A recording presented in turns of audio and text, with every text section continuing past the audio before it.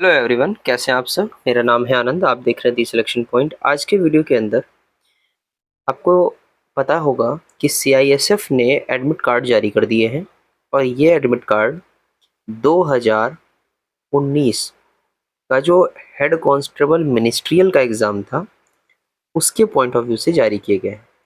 तो जिनका भी हेड कांस्टेबल मिनिस्ट्रियल का एग्ज़ाम है, सो सबसे पहले तो वो लोग रेडी रहें आपके एग्ज़ाम के लिए। एंड सेकेंड थिंग, इसके लिए कुछ महत्वपूर्ण दिशा निर्देश जारी किए गए हैं। ये दिशा निर्देश बहुत इम्पोर्टेंट है। क्यों इम्पोर्टेंट है? जब मैं ये अभी आपको समझाऊंगा चीज़ों को तो आपको ज़्यादा क्लियर हो जाएगा। अगर इसमें से कोई भी ऐसा पॉइंट है जो आपको समझ नहीं आता है तो आप कमेंट सेक्शन में राइट कर सकते हैं। देखिए, इसकी वजह से हो सकता है कि आप एग्ज़ाम से बाहर भी हो जाओ, क्योंकि जिस हिसाब से ये एडमिट कार्ड में नीचे दिए हुए हैं प्रारूप में, वो समझना आपके लिए ज़रूरी है। सबसे पहले फर्स्ट पॉइंट कहता है कि अभ्यर्थी को परीक्षा केंद्र में उपस्थिति के समय निम्नलिखित मदों को अपने साथ लाना अनिवार्य है। मतलब ये जितने भी पॉइंट यहाँ लिखे हुए हैं ये सारे के सारे आपको फॉलो कर रहे हैं। जैसे प्रवेश पत्र, प्रदत्त स्थान पर पासपोर्ट आकार का स्वहस्ताक्षरित रंगीन फोटो विधिवत रूप से चिपका हुआ। जो प्लेस दिया हुआ है वहाँ पर आपको जो आपका फ़ोटो है नया वाला उसे आप चिपकाएंगे, ठीक है ना। और स्व हस्ताक्षरित का मतलब होता है उस पर क्रॉस सिग्नेचर करेंगे इस तरीके से, ठीक है। दूसरा, आपको एक पेन ले जाना है जो कि काला या नीला हो सकता है, ठीक है ना। फोटो पहचान पत्र का मतलब है आपके पास एक आईडी कार्ड होना चाहिए। जैसे सपोज दैट मैं अपना आधार कार्ड लेकर जाता हूँ, तो आधार कार्ड ठीक है, आप ले जाइए। और अगर आधार कार्ड नहीं है तो आप वोटर कार्ड ले जा सकते हैं, ड्राइविंग लाइसेंस ले जा सकते हैं, पैन कार्ड ले जा सकते हैं। लेकिन ध्यान रखना कि ये आपके ओरिजिनल डॉक्यूमेंट होने चाहिए। मतलब इसके लिए फ़ोटोकॉपी नहीं लगेगी, ये आपको ओरिजिनल चाहिए होगा, ठीक है। सबसे अच्छा है कि आप आधार कार्ड लेकर जाएं, ठीक है। सेकंड, उसके बाद है पीएसटी डॉक्यूमेंट बोर्ड द्वारा मांगा गया कोई अन्य दस्तावेज। इसके अलावा अगर आपसे कोई दस्तावेज मांगा जाता है तो फिलहाल यहाँ पर ऐसा कुछ लिखा नहीं है, क्योंकि पीएसटी के समय ऐसा कोई भी डॉक्यूमेंट प्रोवाइड कराया नहीं गया था जिसे आप लेके जा सको। कोई भी स्लिप वगैरह प्रोवाइड नहीं कराई गई थी जब पीएसटी हुआ था, तो इसका कोई इशू नहीं है, ठीक है ना। डॉक्यूमेंटेशन बोर्ड द्वारा जब आपका दोबारा से जब ये सिलेक्शन हो जाएगा तब मांगा जाएगा, तब ले जाना है। फिलहाल अभी के लिए कोई नहीं ले जाना है, ठीक है। अभ्यर्थियों को मूल प्रवेश पत्र और फोटो पहचान पत्र के बिना परीक्षा में अनुमति नहीं दी जाएगी। मतलब अगर आप ये नहीं लाते हो, प्रवेश पत्र केवल लेकर चले आते हो और आप कुछ नहीं लाते हो फोटो पहचान पत्र, तो आपको एंट्री नहीं मिलेगी। ई प्रवेश पत्र ध्यान से जांच कर लें, कोई विसंगति हो उसे भर्ती बोर्ड के संज्ञान में लाएं। कुछ लोगों का क्या होता है कि उनके पासपोर्ट जो उनका एडमिट कार्ड आता है उसके ऊपर फोटो जो होती है वो ब्लर होती है, ध्यान रखना इसको।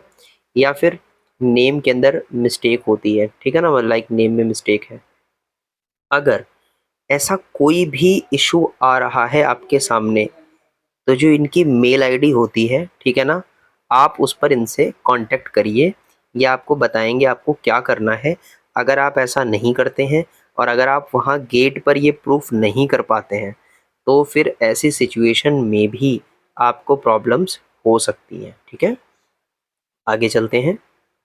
आगे है ई प्रवेश पत्र को सुरक्षित अभिरक्षा जिम्मेदारी आपकी स्वयं की है। यदि कोई अन्य व्यक्ति ई प्रवेश पत्र का उपयोग करता है तो यह साबित करने की जिम्मेदारी आपकी होगी कि आपने किसी पररूप धारक की सेवा का उपयोग नहीं किया है।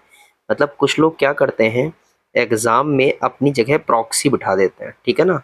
तो वही बात यहाँ लिखी हुई है कि बाई चांस अगर एग्ज़ाम में कोई पकड़ा जाता है तो ये जिम्मेदारी आपकी होगी कि आप इसे प्रूव करो कि ये आपने नहीं किया है। इसीलिए कह रहे हैं कि एडमिट कार्ड किसी दूसरे के हाथ में नहीं लगना चाहिए। ये इसे आपका मानेंगे कि आपने ये किया है। 4 पासपोर्ट साइज फ़ोटो आपको ले जाने हैं। देखिए ये आप नए लेके जाओ, ठीक है ना, ये पुराने मत लेकर जाना, इनको नए खिंचवा लो, ठीक है ना, नए लेके जाओ, कोई इशू नहीं आएगा, ठीक। परीक्षा केंद्र पर रिपोर्टिंग समय का सख्ती से पालन करें। देखिए यहाँ पर इन्होंने सख्ती शब्द का इस्तेमाल किया है। इसका मतलब है अगर एग्ज़ाम 9 बजे से है, लाइक जैसे मैं एक सिर्फ बात बता रहा हूँ, तो आपको 9 बजे से 10 मिनट पहले सेंटर पे पहुंच जाना है। एग्जैक्टली अगर देखा जाए तो आप कम से कम 30 मिनट पहले पहुंच जाएं, क्योंकि पता नहीं वहाँ पर कौन सा प्रोसीजर आपको फॉलो करना पड़े, ठीक है ना। तो एटलीस्ट 30 मिनट पहले आपको पहुंचना ही चाहिए अपने सेंटर के पास, ठीक है। सेंटर पे पहुंचना है। उसके बाद है आपको ई प्रवेश पत्र में निर्दिष्ट विशिष्ट स्थान, तिथि, समय पर रिपोर्टिंग करना सुनिश्चित करना होगा, अन्यथा आप भर्ती की प्रक्रिया में लेने का अवसर खो देंगे।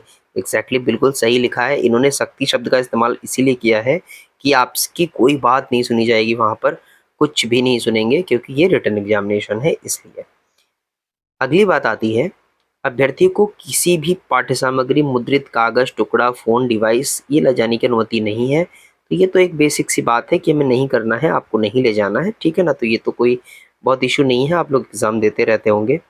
अभ्यर्थी परीक्षा कक्ष में तैनात पर्यवेक्षक को अपनी प्रश्न पुस्तिका के साथ मूल OMR सीट सौंपे बिना और उपस्थिति पत्र पर हस्ताक्षर किए बिना परीक्षा हॉल नहीं छोड़ेगा।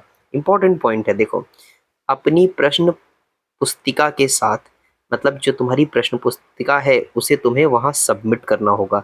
इसका मतलब ये है कि ये नहीं चाहते हैं किसी भी प्रकार से जो एग्ज़ाम का लेवल है वो रिवील हो, ठीक है ना। और OMR शीट भी आपको वहीं सबमिट करनी होगी। अगला है, यदि अभ्यर्थी किसी भी प्रकार से नकल करता हुआ पाया जाता है तो उसकी उम्मीदवारी निरस्त कर दी जाएगी। ये तो अच्छा पॉइंट है, नकल करने की बात ही क्या है यहाँ। केवल इस तथ्य से भी अभ्यर्थी को प्रवेश पत्र जारी कर दिया गया है और लिखित परीक्षा में बैठने की अनुमति दे दी गई है, इसका मतलब यह नहीं होगा कि इसकी उम्मीदवारी को अंततः मंजूरी दे गई है। ये बिल्कुल सही बात है कि आपको ये फाइनल सिलेक्शन नहीं है, आपको सिर्फ एग्ज़ाम में बैठने की दी गई है, वो भी जो आपने PST दिया है, जो आपने डॉक्यूमेंट दिए हैं उसके बेसिस पर। आगे का प्रोसेस आगे होगा, वो देखा जाएगा। इस निर्देश के क्रमांक 1 का उल्लंघन मदों के अतिरिक्त किसी भी अभ्यर्थी को परीक्षा केंद्र में कोई भी सामान वस्तु ले जाने की अनुमति नहीं होगी।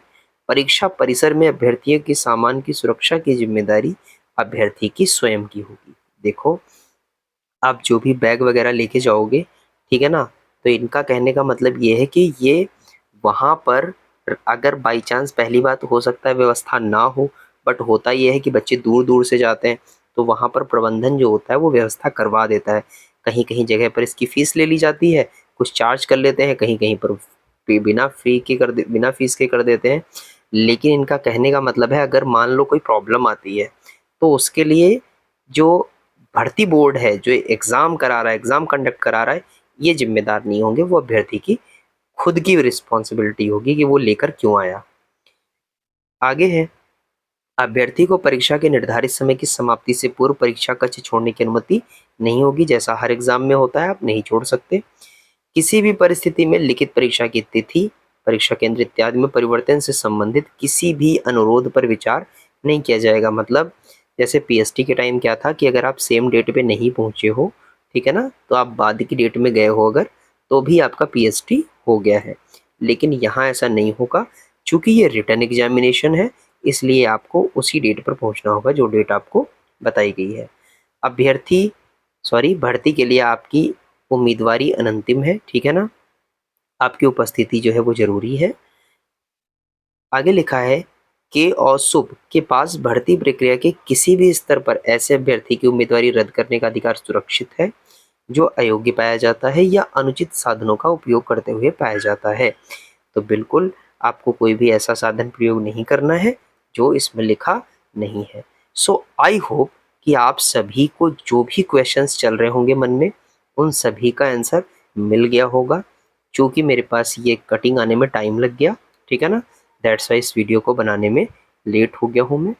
बाकी अगर आपको अभी भी कोई समस्या है, अगर आप अभी भी कुछ पूछना चाहते हो, तो वीडियो का कमेंट सेक्शन हमेशा आपके लिए ऑन रहता है, आपको पता ही है ये बात। तो कमेंट में हमें ज़रूर बताएं कि आपको क्या जानना है। उम्मीद करता हूँ आपको चीज़ें ठीक लगी होंगी। ठीक लगी है तो चैनल को सब्सक्राइब जरूर करिएगा फॉर फर्दर अपडेट। मैं मुलाकात करूँगा आपसे नेक्स्ट वीडियो के अंदर। तब तक के लिए टेक केयर, बाय बाय, धन्यवाद।